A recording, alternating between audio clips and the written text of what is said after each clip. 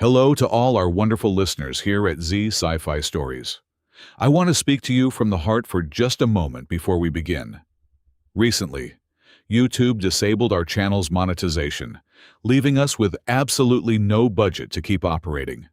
If you enjoy our stories, please consider supporting us with just $1, so our dedicated team can cover their living expenses and continue bringing these adventures to life for you. You can support us by scanning the QR code on your screen or by clicking the donation link in the video description or pinned comment. Thank you for keeping our universe alive. Now, let us begin. Esteban Berger tasted ozone and recycled sweat.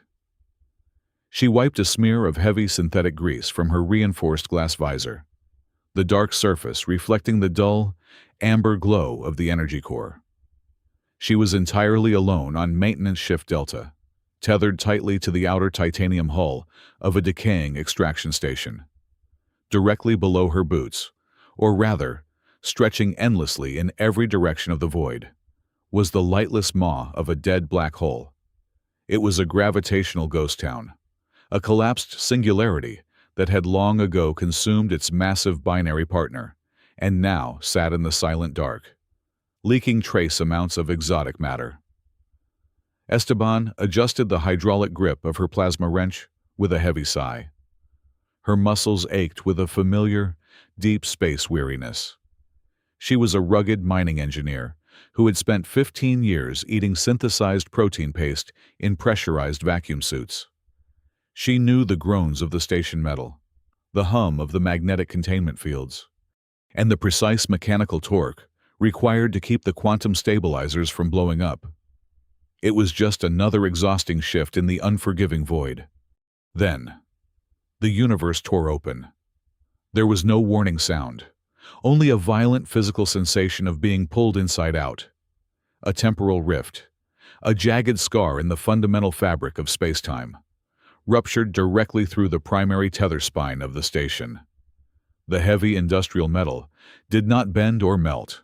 It simply ceased to exist in a continuous timeline, shattering into a spray of chronal fragments.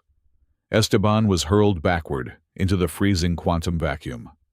Here, gravity was a broken concept. The fundamental laws of physics collapsed into a churning, chaotic soup of sheer probability.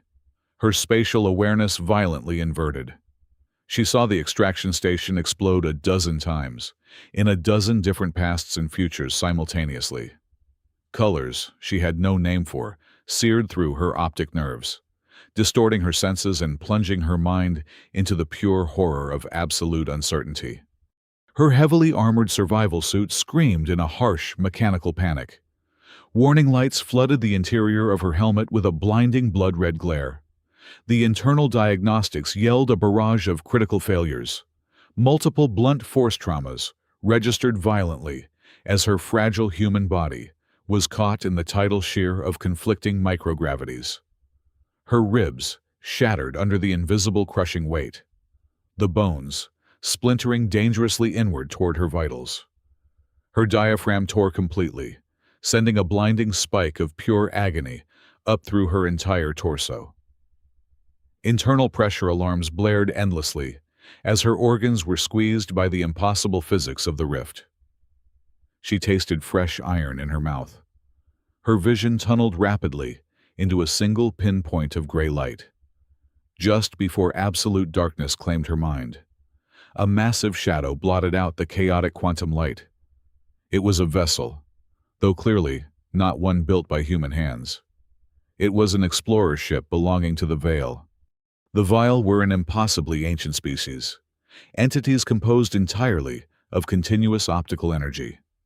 To their minds, time was not a flowing river, but a solid, monolithic crystal block, a singular state of unbroken existence.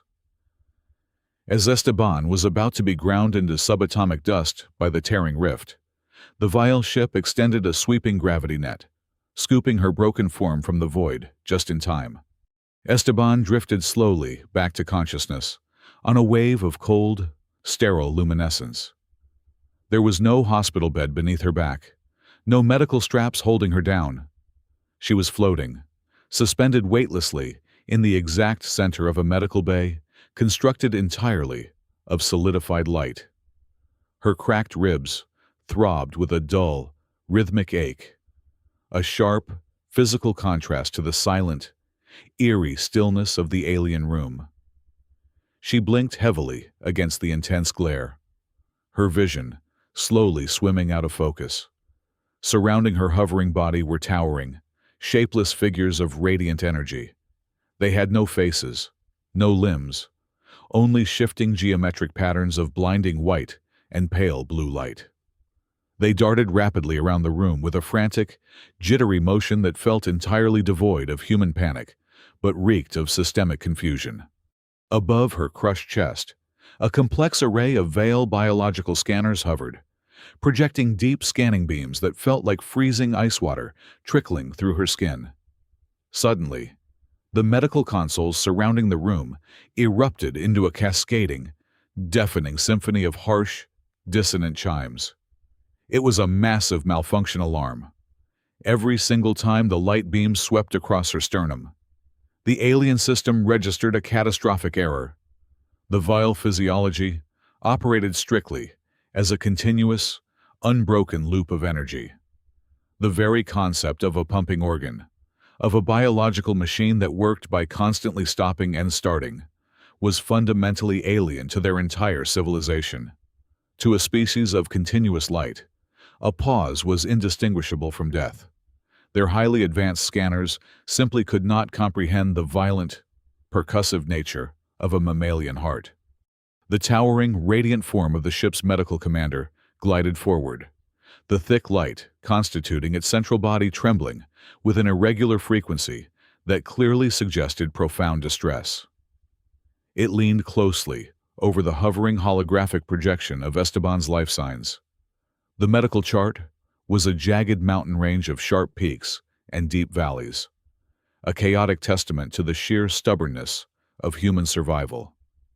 A quantum translation device hummed to life near Esteban's left ear, slowly converting the complex alien light patterns into a flat, synthesized human voice. The commander stared down at the violently pulsing biological anomaly resting on the table and spoke its first words to the broken engineer. "We have counted the pulses of this creature. Why did time stop between those beats?" The concept of a cycle was an absolute aberration to the Veil. Their luminous bodies contained no organs to pump fluids, no lungs to draw breath, and no cellular division to mark the passage of physical age.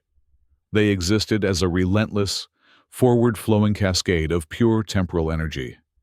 To them, existence was an unbroken beam of light. Therefore, when the medical arrays scanned the bruised and battered form resting in the suspension field, the data they received defied their fundamental understanding of reality. The highly advanced machines recorded a violent, rhythmic percussion deep within the center of the alien chest. But it was not the impact that terrified them. It was what happened immediately after. For a few hundredths of a second, between the closing of a valve and the gathering of thick human blood, there was absolute stillness. Diastole, a resting phase. To the Veil diagnostic matrix, this brief cessation of movement was interpreted not as a biological necessity, but as a micro-void of causality. It was a terrifying localized zone, where time literally ceased to exist before violently restarting with the next massive pulse. The entity known as Zur drifted cautiously closer to the diagnostic field. Its form was a towering column of shifting blue and white fractals, lacking any facial features to betray emotion. Yet, the rapid, chaotic flickering of its internal light structure radiated profound systemic alarm. Zur analyzed the telemetry again. It concluded that this broken, organic thing pulled from the rift could not possibly be a natural life form. Biology, in the eyes of the Veil, should at least emulate the continuous flow of the universe. This creature, however, was fundamentally fractured. It stopped and started. It died and resurrected itself roughly 60 times every single minute. Zur determined that they had brought a defective biological weapon aboard their vulnerable vessel. The creature was leaking waves of temporal stoppage, microscopic shock waves of static time that threatened to shatter the continuous chronological structure of the entire exploration ship. Suspended in the freezing solid light, Esteban tightly gritted her teeth. The heavy painkillers injected by her survival suit had long since worn off, leaving her completely exposed to the agonizing reality of her shattered ribs. Every single time her chest expanded to draw oxygen, jagged splinters of bone ground against torn muscle tissue. The pain was a blinding white fire tearing through her nervous system. She glared at the towering pillars of light swarming frantically around her. Through the hazy fog of severe physical trauma, she understood they were deeply afraid of her heart monitor. The profound absurdity of the situation sparked a bitter, exhausted anger within her weary mind. She was a rugged mining engineer who fixed massive fusion drives with heavy wrenches. And now, she was forced to teach basic mammalian biology to glorified glow sticks. "It is just a heart," Esteban growled, her voice a raw, gravelly rasp echoing loudly in the sterile chamber. She forced the words out through a tightly clenched jaw, tasting fresh copper blood with every syllable. "It is a pump, a muscle.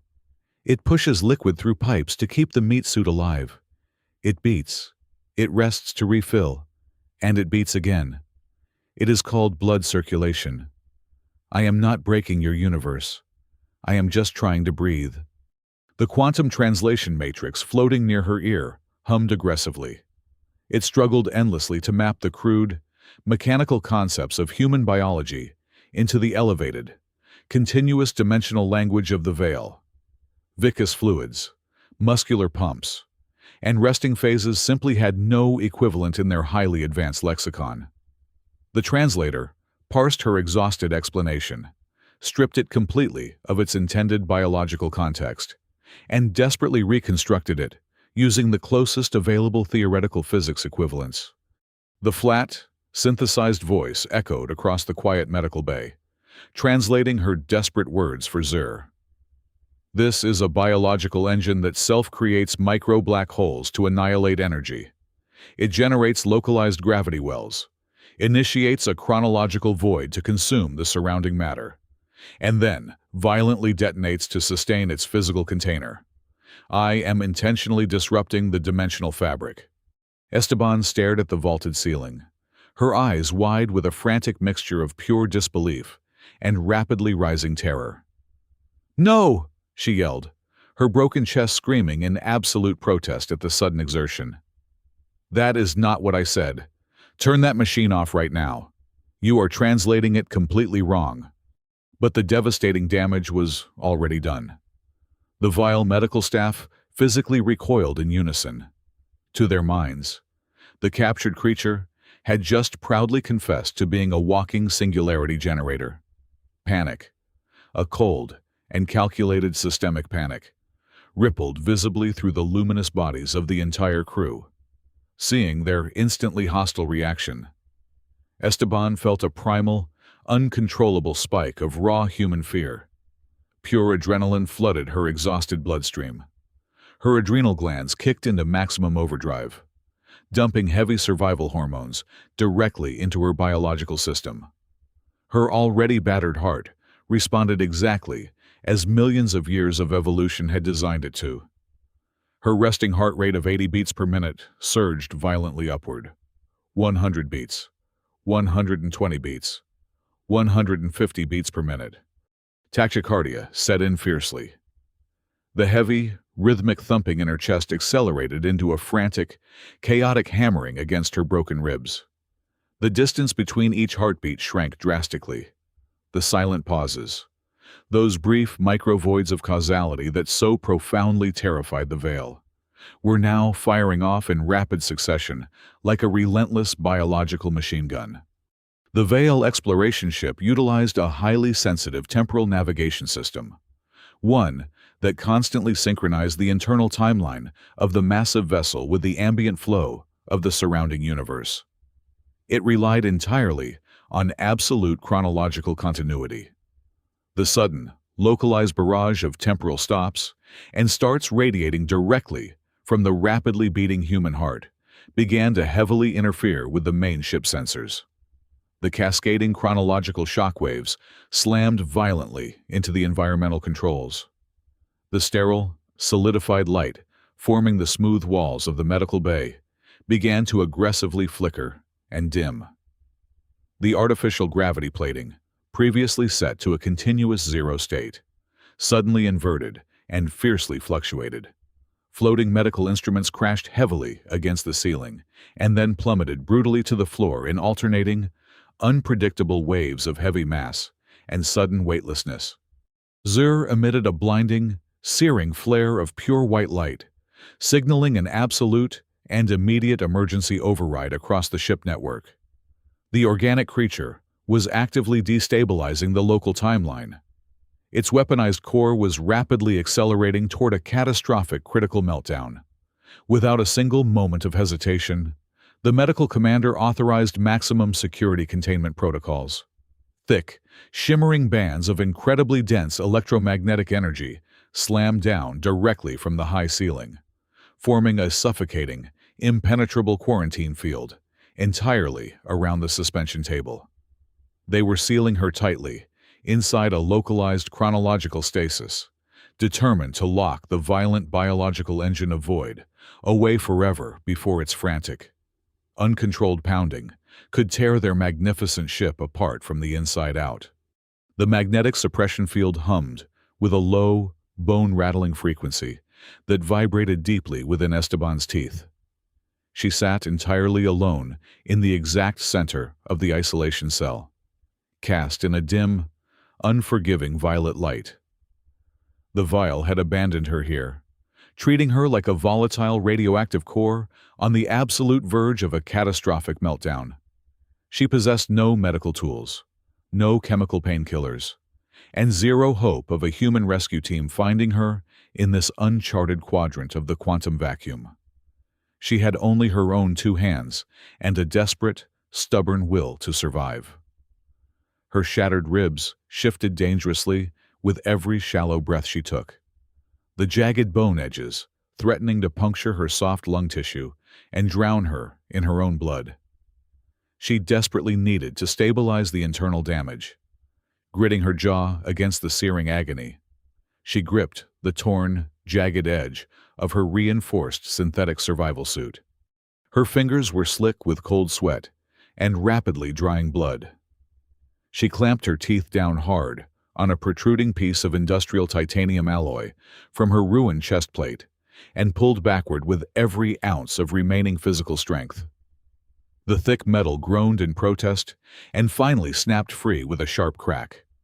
A blinding wave of pure white pain washed over her consciousness, forcing a ragged cry from her dry throat. She used her bare hands to brutally bend the rigid metal over her knee, forcing it tightly against her torso to act as a makeshift medical splint. She secured the heavy metal brace tightly in place by utilizing thick utility cables ripped directly from her useless life support pack. The crude binding bit viciously into her flesh, but it successfully stopped the broken bones from grinding together.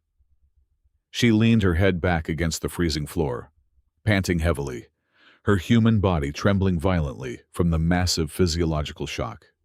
A soft, hesitant glow broke the harsh shadows outside the holding area. A new veil entity drifted cautiously toward the edge of the humming magnetic containment barrier. This specific alien was noticeably smaller in stature, its internal light structure shifting in rapid, highly inquisitive geometric patterns, rather than the rigid, authoritative columns of the medical commander who had locked her away. The quantum translator matrix near Esteban buzzed back to life. The young alien engineer, identifying itself as Vex, peered through the shimmering energy field with a boundless, desperate sense of curiosity. "I truly do not understand your biological existence," Vex stated flatly. The synthesized human voice, entirely lacking emotional inflection, but carrying a heavy, undeniable weight of deep bewilderment. Our central diagnostic arrays continually observe your primary core mechanism. It functions. Then, it completely ceases function. It rests. Then, it violently restarts. You essentially die, and then you bring yourself back to life. You experience this absolute termination event 70 to 80 times every single minute. How can any sentient consciousness possibly endure the constant, relentless trauma of ending? Esteban let out a hollow, exhausted laugh that immediately morphed into a painful, rattling cough. She pressed her right hand firmly against her newly fashioned titanium chest brace and slowly looked up at the shimmering being of pure light.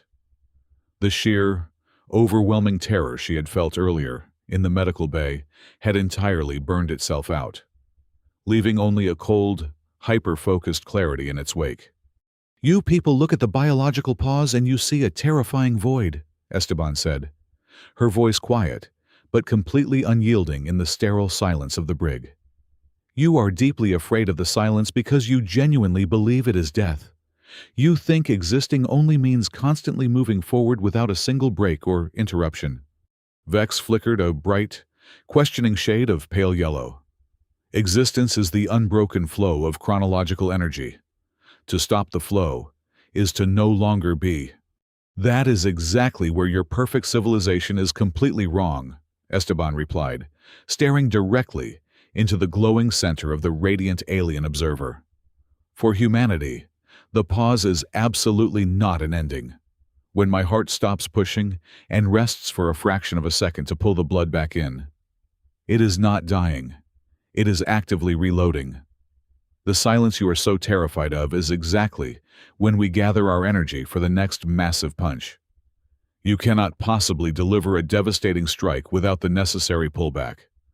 We use the interruption to create our power. Our strength comes directly from the void between the beats." The translation matrix worked furiously to convert this deeply biological, profoundly human philosophy into the rigid, mathematical light language of the voil. When the complex meaning finally settled into the alien mind, Vex froze completely. The revolutionary concept of intentionally harnessing a void, of actively weaponizing a chronological gap to generate immense forward momentum, struck the young engineer like a devastating physical blow. It aggressively challenged millions of years of continuous, static evolutionary thought. The young alien pulsed with a chaotic, vibrant mixture of absolute horror and profound philosophical awe. However, before Vex could formulate a single response, the entire structural titanium frame of the massive exploration vessel screamed in agony. It was not a sound transmitted through normal atmospheric air, but a devastating, multi-dimensional vibration that physically tore through the very fabric of local reality.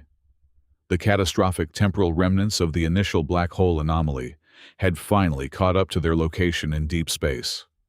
A violent chronal storm, a massive, churning shockwave of completely shattered spacetime generated by the rift, slammed directly into the port side of the Veil ship. The pristine internal environment of the alien vessel instantly dissolved into absolute madness. The storm forcibly grabbed the local timeline of the ship and made it jump randomly in a dozen different directions.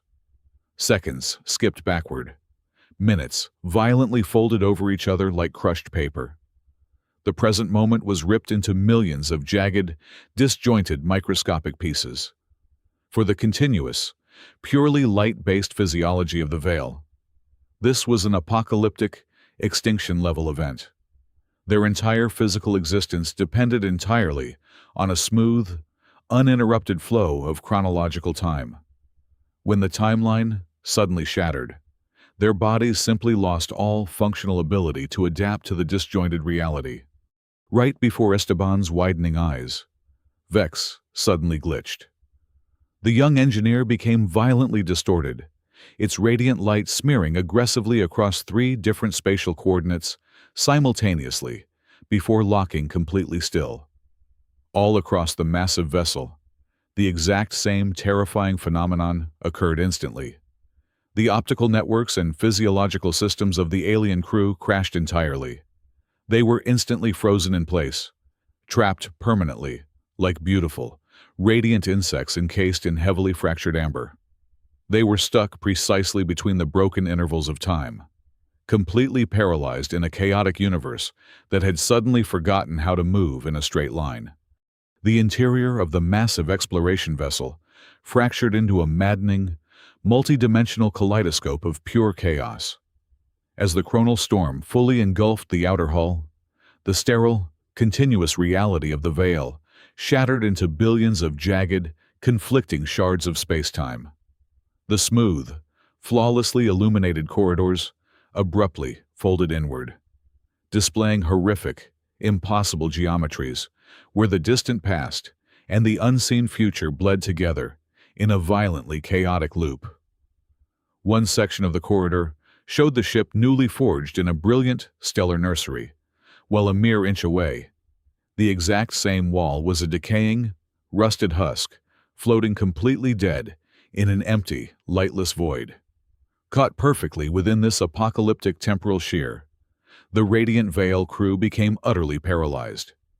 They stood completely motionless, their continuous light bodies frozen mid-stride.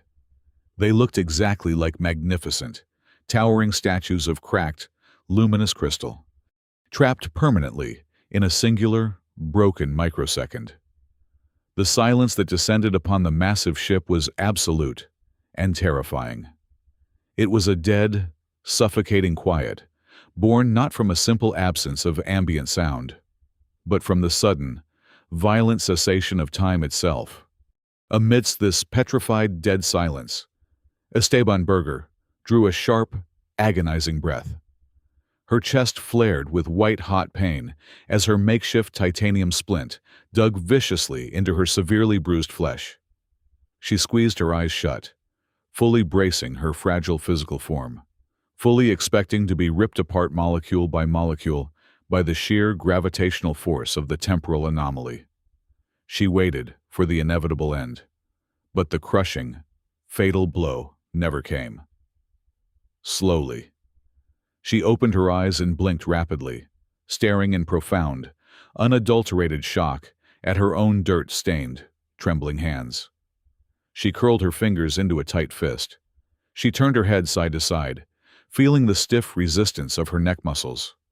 She was breathing heavily, taking in deep, ragged lungfuls of the stale, metallic air.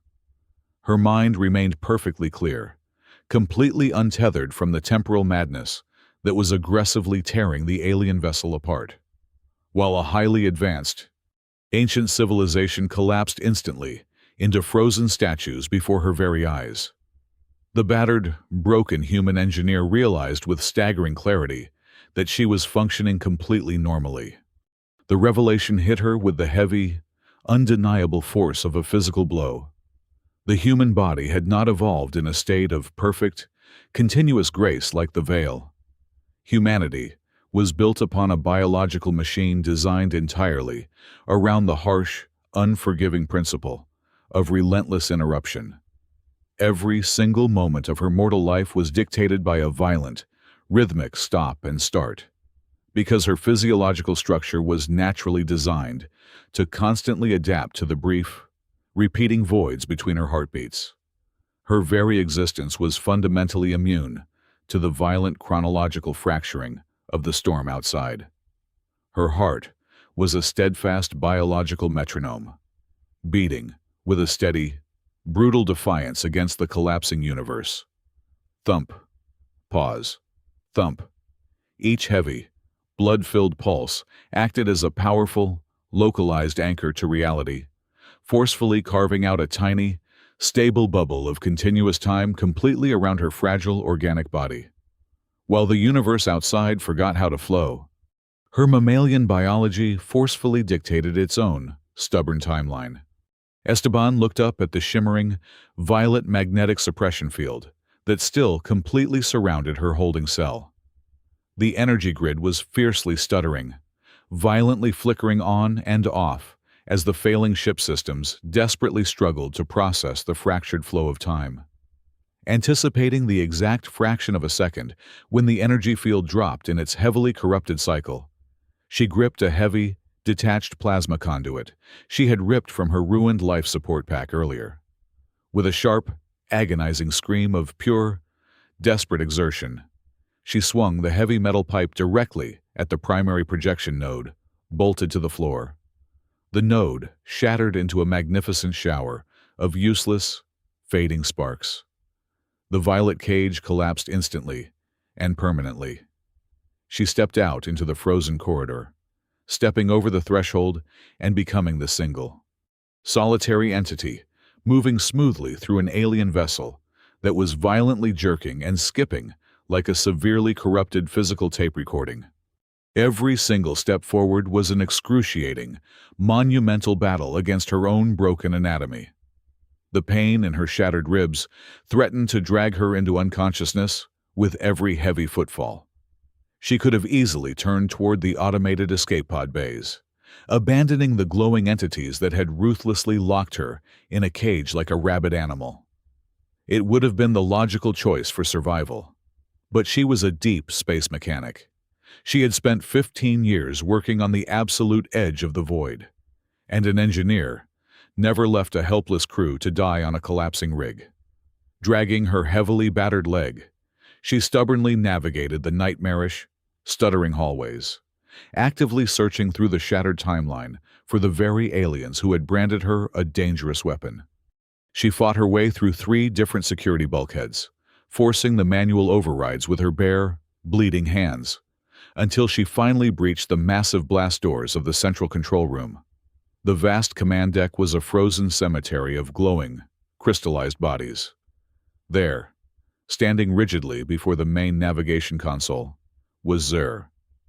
The towering medical commander was caught in a terrifying state of semi-paralysis, shivering violently between 2 fractured seconds, unable to fully solidify or completely disperse. Zur was staring in absolute, unblinking horror at the massive holographic display of the primary ship core.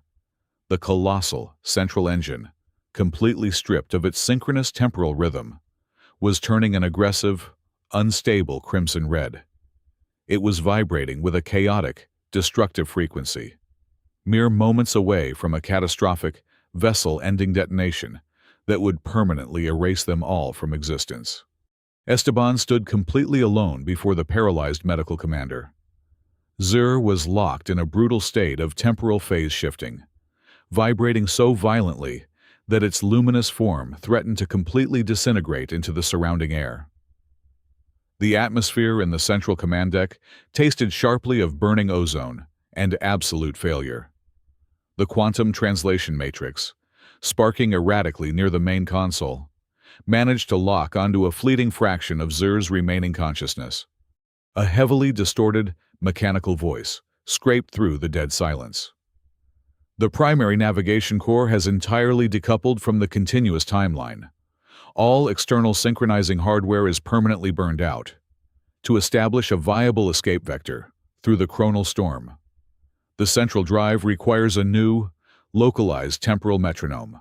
It needs a rhythm that is immune to the multidimensional fracturing. Without a stable beat to guide the ignition sequence, the core structure will suffer total catastrophic collapse in exactly 3 minutes. 3 minutes.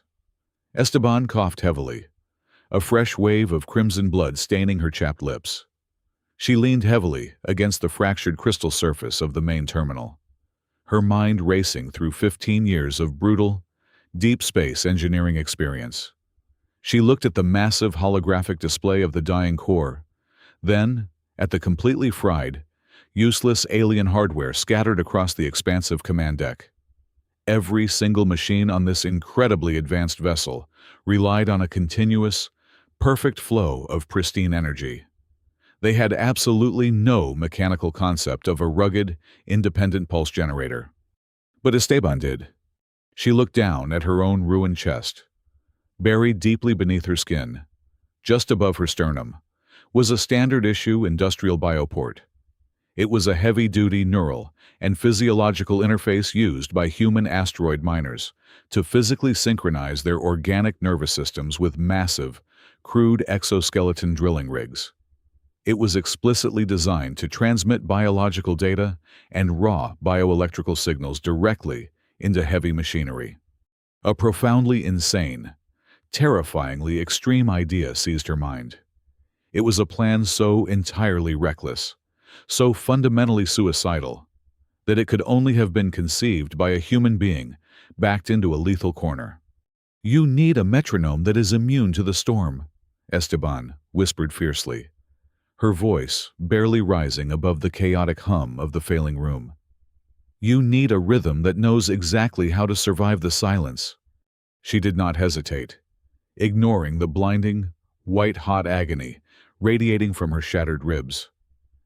Esteban grabbed a thick bundle of primary optical cables, hanging loosely from the ruined main console.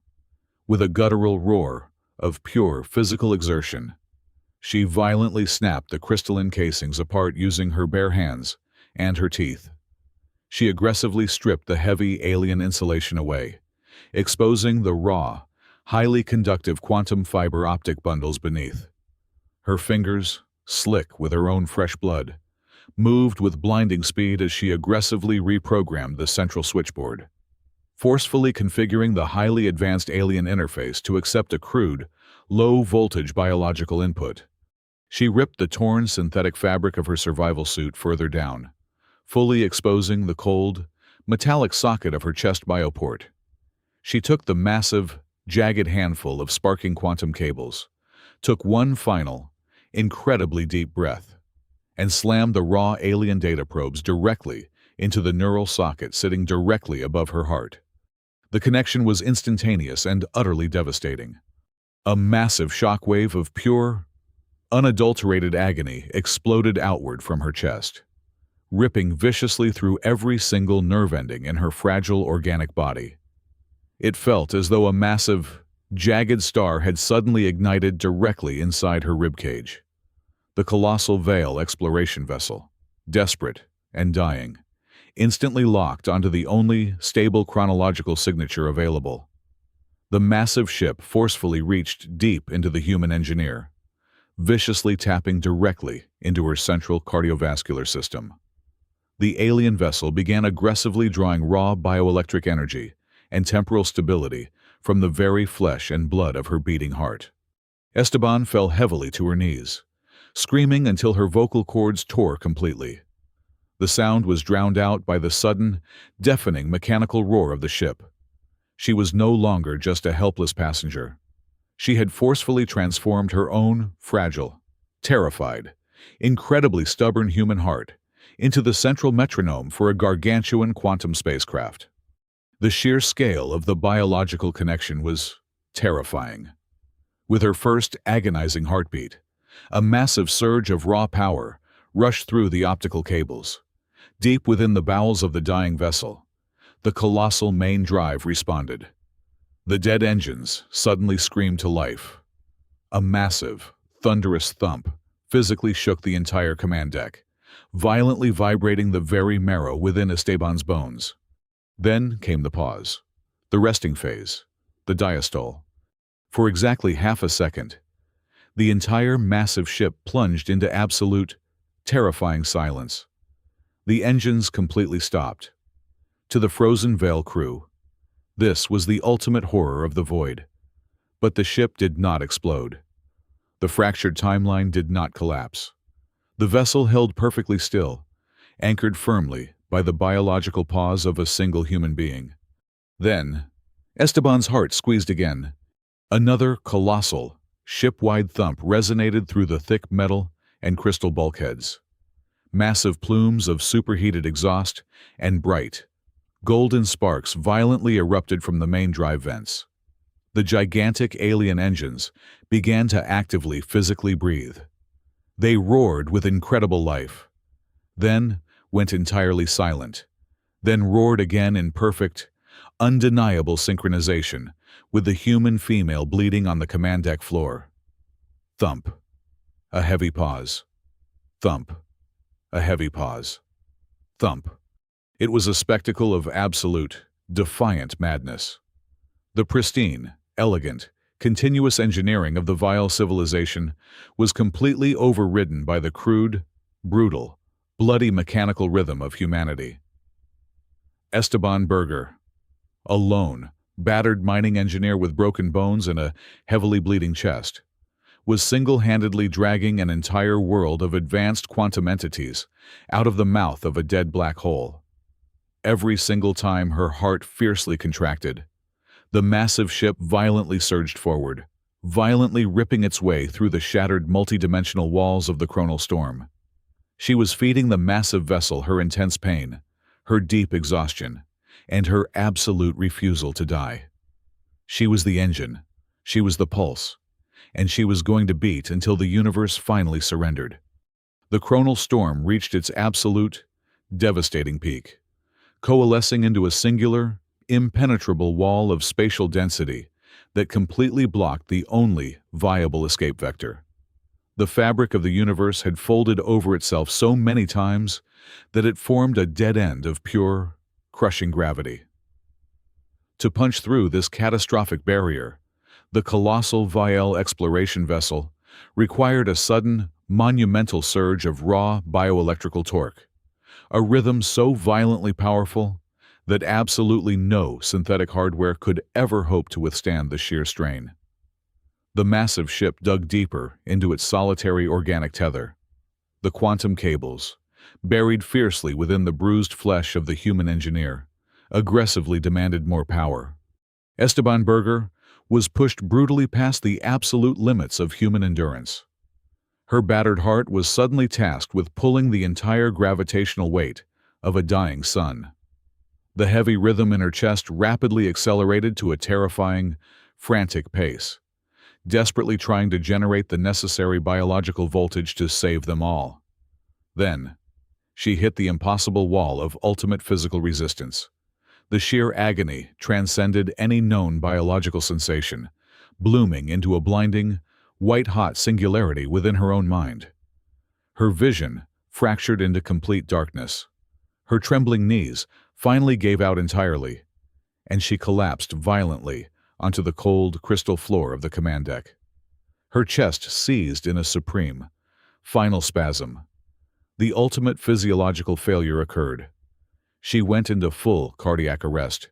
Her deeply exhausted, incredibly stubborn heart simply stopped beating.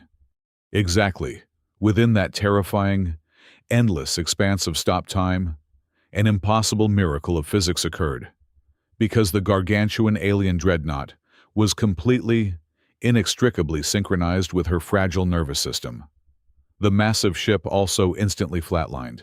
Its colossal engines ceased their roaring. Its shimmering light matrix went entirely dark. The vessel dropped into a profound, universal silence. The chaotic, raging chronal storm outside operated strictly by aggressively targeting chronological movement and continuous energy signatures. When the ship completely powered down in unison with Esteban's massive cardiac pause, it instantly ceased to exist to the anomaly. The vessel entered a state of absolute causality, stealth, hidden perfectly within the endless, silent microsecond of a dying human heart. The massive dreadnought simply slipped through the crushing, dense spatial wall, like a completely weightless phantom passing through a shadow. The ship effortlessly breached the catastrophic barrier, coasting silently and safely into the calm, stable waters of normal space. Esteban drifted quietly in a heavy, warm darkness. She fully believed she had crossed over, assuming this was the permanent silence, the final, undeniable rest she had fought so fiercely to avoid. The void was incredibly peaceful, utterly lacking the sharp, jagged edges of broken titanium and the bitter taste of burning ozone. She surrendered to the dark, a tired miner finally laying down her tools. Then, a slow, gentle sound pulled her back from the edge. Thump. A quiet pause. Thump. She slowly opened her eyes to a soft, incredibly soothing golden luminescence. She was no longer lying on the freezing, blood-stained metal of the command deck. She was resting comfortably upon a massive, beautifully carved pedestal, filled entirely with shimmering, viscous, royal resuscitation fluid. The air she drew into her lungs was remarkably sweet, completely stripped of the metallic tang of panic and injury. She breathed in deeply, bracing herself for the familiar white-hot agony in her chest, but to her profound shock, there was absolutely no pain. She reached down and felt her torso. Her shattered ribs were entirely whole. The torn muscles and ruptured tissues were flawlessly knit back together. She was perfectly, miraculously healed. Next to her pedestal, a large holographic monitor steadily displayed her own rhythmic heartbeat. Surrounding her healing chamber was not a chaotic swarm of panicked, jittery light entities. Instead, a deeply serene assembly awaited her awakening. Zur, the young engineer Vex, and the highest-ranking elders of the Vale Council stood in absolute, respectful stillness. As she slowly sat up, the towering beings did not recoil in horror as they had before.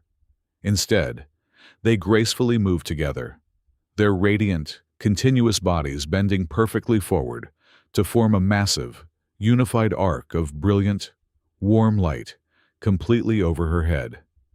It was the highest ceremonial gesture of ultimate reverence their ancient, proud species possessed. Zur stepped forward from the glowing arc. "We were completely blinded by our own perfection," the medical commander spoke, the translated voice now rich with profound, undeniable respect. "When your biological engine halted, our vessel slipped entirely through the fatal grasp of the anomaly. The storm could not destroy what was not chronologically active. Your silence shielded us. We have spent millions of years trying endlessly to outrun the void, but you taught us how to hide safely within it." Esteban listened, her eyes wide with a quiet, overwhelming awe as the towering entity continued. "Because of your sacrifice," Zur explained softly, "we have fundamentally altered the primary core architecture of our entire civilization. From this cycle onward, every single engine, every medical matrix, and every navigational drive we ever build has been intentionally reprogrammed. We have permanently integrated a micro-silence after every primary energy cycle. We have engineered a deliberate imperfection to honor your biology. We have finally learned to rest so that we may endure." Esteban slowly swung her legs over the smooth edge of the healing pedestal. She walked quietly toward the massive, panoramic observation viewport of the medical bay, looking out at the sprawling, infinite tapestry of the stable galaxy shining brightly in the dark. She raised her right hand and placed it firmly against her left breast. She felt the steady, undeniable rhythm of her own survival echoing in the quiet room. Thump. A pause. Thump. A deeply tired, genuinely beautiful smile slowly spread across her face. Somewhere out there in the deep, endless black, an entire fleet of godlike, luminous beings was currently soaring through the cosmos, surviving the harsh universe simply because they had finally learned how to breathe in time with her beating heart. Thank you so much for listening to the epic conclusion of our story today. Where in the world are you tuning in from right now?